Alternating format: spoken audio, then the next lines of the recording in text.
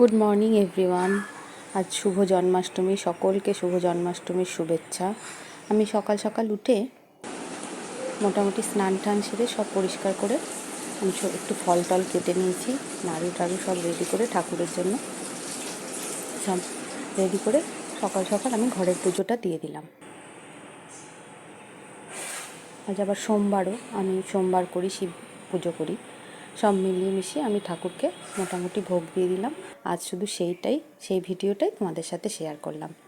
Husband চা বানিয়ে রেখেছে, সব শেষে চা খাবো আর ঠাকুরের ভোগ প্রসাদ, ভোগ দর্শনে দুর্ভোগ কাটে। তোমরা সবাই খুব ভালো থেকো, সুস্থ থেকো, এটাই গোপালের কাছে কামনা করি। হ্যাপি জন্মাষ্টমী।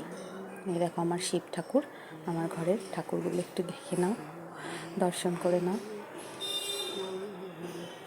আর কেমন লাগলো কমেন্টে অবশ্যই জানিও। দেখো এখানে আমার ঠাকুর থাকেন।